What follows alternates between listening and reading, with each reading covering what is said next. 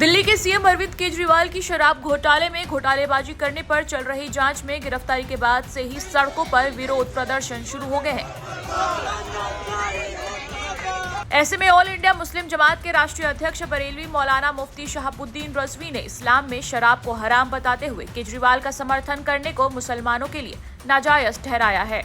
साथ ही केजरीवाल के समर्थन में हो रहे विरोध प्रदर्शन में मुसलमानों को शामिल न होने की सलाह दी है। मौलाना बरेलवी ने कहा कि दिल्ली के सीएम अरविंद केजरीवाल को शराब घोटाले में शामिल होने पर दिल्ली पुलिस ने गिरफ्तार कर लिया। उनके समर्थन में दिल्ली और उसके अलावा कुछ जगहों पर धरना प्रदर्शन शुरू हो गया है, जिसमें टोपी लगाकर मुसलमान भी भाग ले रहे हैं। मौलाना ने कहा कि रमजान का मुकद्दस महीना चल रहा है, इस महीने में खुदा की इबादत में लगे रहे, पाबंदी के साथ रोजा और नमाज अदा करें और अपने परिवार पर ध्यान दें। ये धरना प्रदर्शन स्वार्थिक और राजनीतिक होते हैं, इससे मुसलमानों को कोई लाभ नहीं मिलने वाला है। सुनिए मौलाना ने क्या कहा। दिल्ली के मुख्यमंत्री अरविंद केजरीवाल की गिरफ्तारी हुई है और वो गिरफ्तारी शराब के घोटाले को लेकर के हुई है। तो मैं खास तौर पर मुसलमानों से ये अपील करना चाहूँगा कि जो शराब को इस्लाम मजहब ने हराम और नाजायज़ करार दिया है, इसका लेन देन, इसका इस्तेमाल करना, ख़रीदो फरोख्त करना, हर चीज़ किसी भी तरीके से इसमें शिरकत करना नाजायज़ और हराम है। मगर केजरीवाल के समर्थन में दिल्ली और उसके अलावा मुख्तलिफ जगहों पर जो धरने प्रदर्शन हुए या हो रहे हैं, उसमें मुसलमान टोपी लगा के शिरकत कर रहे हैं। तो मैं उनसे कहना चाहूँगा कि इस तरह के शख्स की हिमायत करने का मतलब है कि आप नाजायज़ काम के करने वाले की किसी भी एतबार से कोऑपरेट कर रहे हैं, समर्थन दे रहे हैं, तक़वियत पहुंचा रहे हैं। इस तरह का काम करना गोया की शरीयत की नज़र में वो जुर्म है और उस नाजायज़ काम को तक़वियत देना है, बढ़ावा देना है। तो ऐसा काम करना या इस तरह के लोगों को तक़वियत पहुंचाना या धरना प्रदर्शन में शरीक होना, ये नाजायज़ फेल होगा और शरीयत की नज़र में वो शख्स मुजरिम होगा और गुनहगार होगा।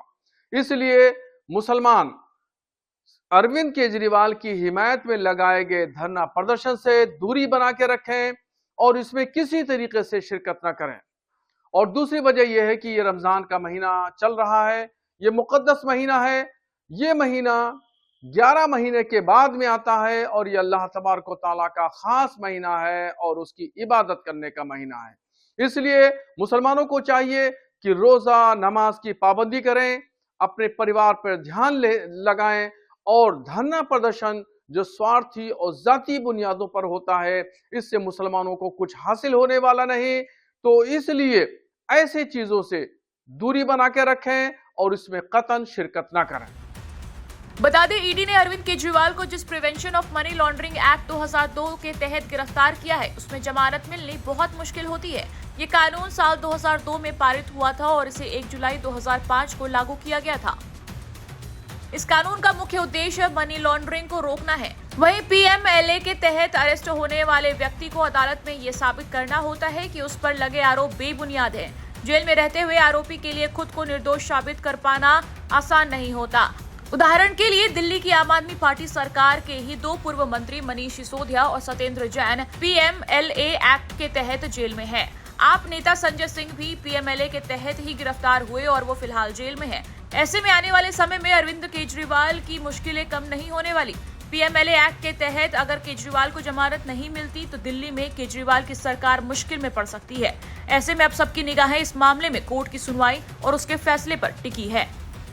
टाइम्स नाउ नव भारत डिजिटल की रिपोर्ट।